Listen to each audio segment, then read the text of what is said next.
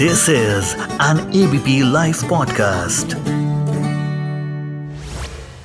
जवाहरलाल नेहरू विश्वविद्यालय देश का प्रतिष्ठित संस्थान सुर्खियों में भी रहता है, कभी अच्छी वजहों से, कभी बुरी वजहों से।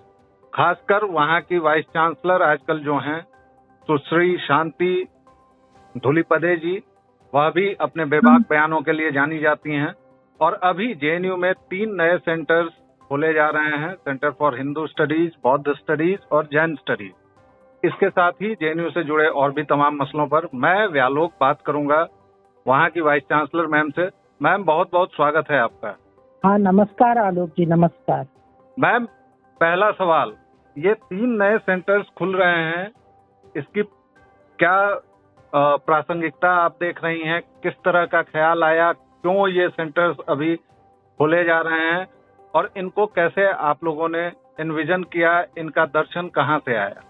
ये 3 सेंटर हमारी NEP 2020 जो विकसित भारत के लिए उच्च शिक्षण के लिए हमें चाहिए भारतीय ज्ञान परंपरा जी। और भारतीय ज्ञान परंपरा को आधुनिक शिक्षा से जोड़ना चाहिए।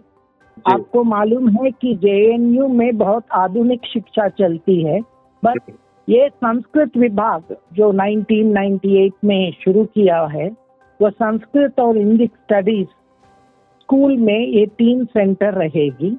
और ये 3 सेंटर हम ऐसे सोचते हैं कि भारतीय ज्ञान परंपरा में बौद्ध, हिंदू और जैन परंपराओं को बहुत बड़ा भूमिका है। वो भूमिका है ना, जैसे बौद्ध परंपरा में पारंपरिक बौद्ध विचार जैसे नागार्जुना, धर्मकीर्ति, ये सब लोगों पर विचार करके आधुनिक भारत से जोड़ने के लिए हम ये प्रयास कर रहे हैं। जी, एक समय वही जेएनयू था जहां संस्कृत सेंटर के खोलने को लेकर बहुत सारा विरोध हुआ था। कहा गया कि इसे अलग से खोलने की कोई जरूरत नहीं है, लेकिन आज एक वह बाकायदा स्कूल बन चुका है।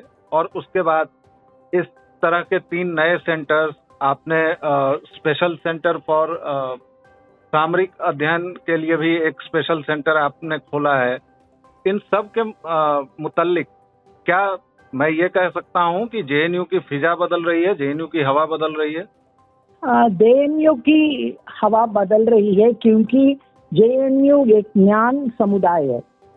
और जो ज्ञान समुदाय में जब हम हमारे न्याय की जो विचारधारा है, हम एक अच्छी दृष्टिकोण में उनके सामने रख सकते हैं, तो यहाँ की सब जो प्राध्यापक है, प्रोफेसर्स है, स्टूडेंट्स है, दूसरा स्टेक होल्डर्स है, वो थोड़ा चर्चा करेंगे।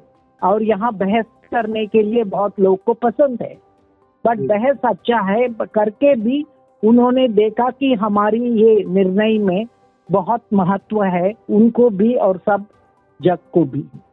तो इसीलिए जेएनयू के न्याय समुदाय जो इंग्लिश में हम कहते हैं एपिस्टेमिक कम्युनिटी, वो इसको मान ली है और बदलते विचार को भी मानना चाहिए। जी, SPNSS एक सबसे नया सेंटर है, special centre for national security studies, और ये काफी चर्चाओं में भी रहा है। इसको लेकर देश में जिस तरह से 2014 के बाद हम देख रहे हैं कि एक राष्ट्रवाद की हवा बह रही है, या फिर जिस तरह से नेशनल सिक्योरिटी को लेकर जो कंसर्न्स बढ़े हैं, इस सेंटर के बारे में थोड़ा सा बताएंगे हमें? हाँ, ये सेंटर एक 5 साल पहले खुले हैं और वहाँ नए नए फैकल्टी आए हैं, बट अभी तक उनको थोड़ा दिशा ठीक करने के लिए मैं उनको बोल रही हूँ कि इंटरनल सिक्योरिटी और जो भारत का सुरक्षा का जो प्रॉब्लम्स है उस पे उनको विचार करने के लिए ज्यादा जोर लगानी चाहिए। और ये सेंटर नेशनल सिर्फ बाहर की सुरक्षा नहीं है, अंदर की भी सुरक्षा है। और आपको मालूम है आज आर्टिफिशियल इंटेलिजेंस और ये सोशल मीडिया का युग है, जहाँ बाहर और अंदर में फर्क ही चली गई है। तो इसीलिए सुरक्षा और हमारे भारतीय पॉलिसी के लिए, राष्ट्रीय पॉलिसी सबके लिए हम यहाँ से संशोधन करके कैसे मदद कर सकते हैं ये भी देखना चाहिए। और वहाँ सिर्फ रिसर्च स्टूडेंट्स है, अभी तक उन्होंने एक मास्टर्स प्रोग्राम शुरू नहीं किया। अब हम सोच रहे हैं वहाँ भी एक मास्टर्स प्रोग्राम हम शुरू करेंगे। जी, आपने पिछले साल एक बयान दिया था, वह काफी चर्चाओं में आया था। वैसे आपके बयान अक्सर ही चर्चा में रहते हैं और आप इतने मान्य इंस्टीट्यूशन की वाइस चांसलर हैं। पिछले साल आपने एक बयान दिया था कि आपकी पृष्ठभूमि आरएसएस की है और आपको इसका गर्व है। जेएनयू के बारे में जो हम लोग जानते हैं या पढ़ते हैं या जो एक छवि है वह है कि वहाँ मुख्यतः वामपंथी जो तत्व हैं उनका एक तरह से दबदबा रहा है। एक वाइस चांसलर के तौर पर, एक अभिभावक के तौर पर आपकी आरएसएस की पृष्ठभूमि और जो वहाँ एक राजनीतिक विचारधारा है बहुमत में, इस दोनों के बीच कोई टकराव होता है और अगर होता है तो उसे आप कैसे निपटती हैं, इस पर थोड़ा बताएंगे? हाँ, एक है कि सब विचारधाराओं की जगह चाहिए।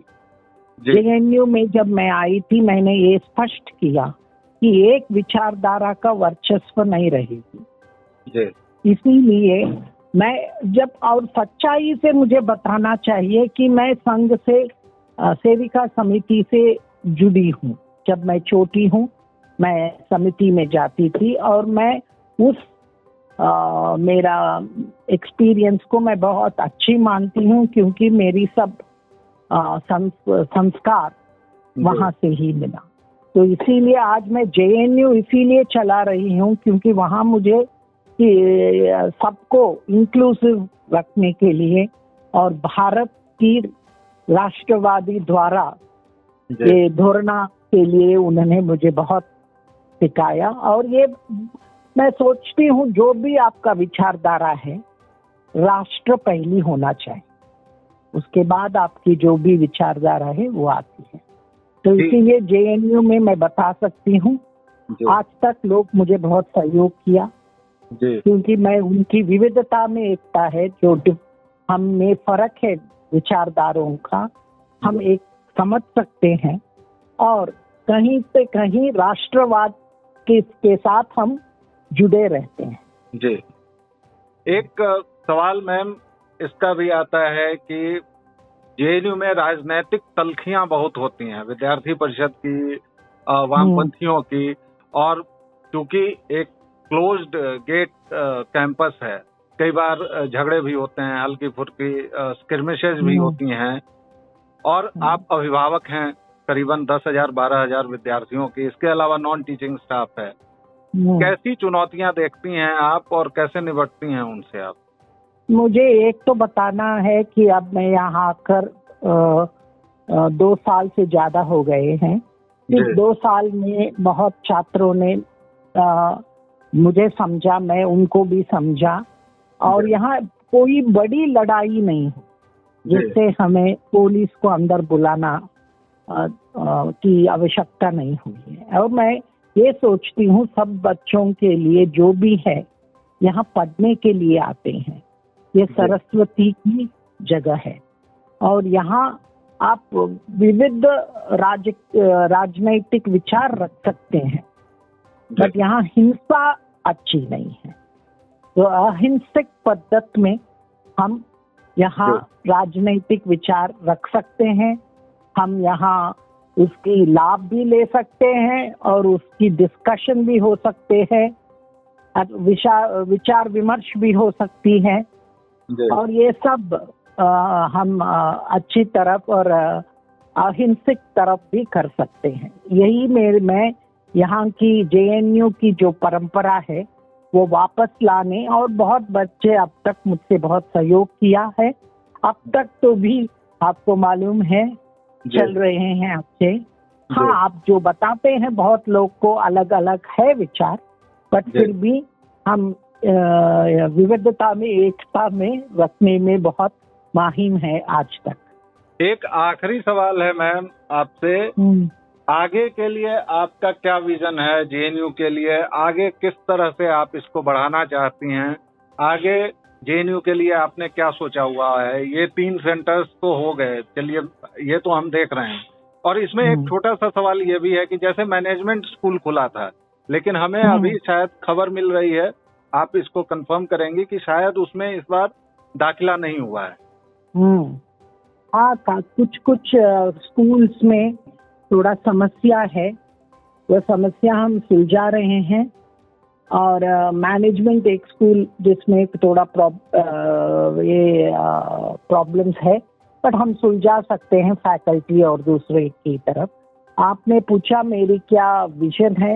एक है, आपको मालूम है गए 2 साल जब से मेरा टर्म शुरू हुआ, जेएनयू का रैंकिंग आपको मालूम है नेशनल या इंटरनेशनली हम बहुत अच्छे कर रहे हैं। आपको मालूम है प्रधानमंत्री भी प्रशंसा किए कि यूएस रैंकिंग में जेएनयू ने आईआईएम अहमदाबाद और आईआईटीज को पीछे लगा के 20वीं रैंक विश्व की पातली में मिला दिया।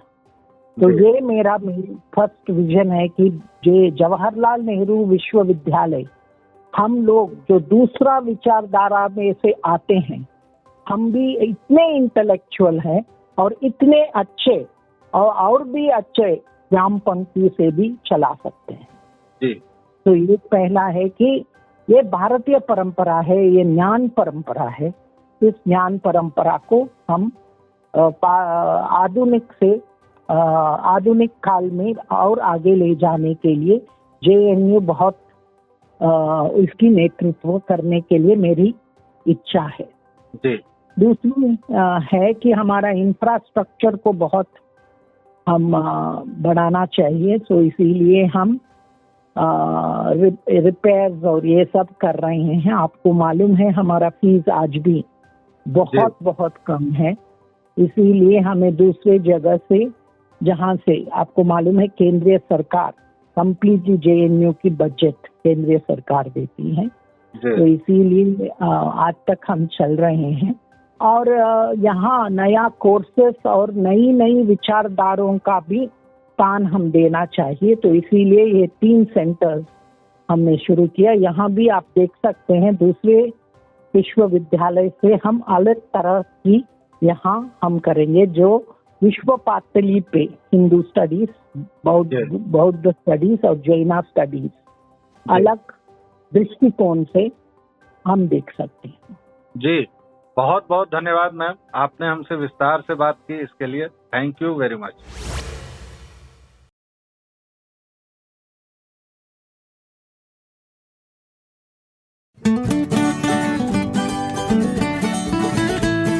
This is an ABP Life podcast.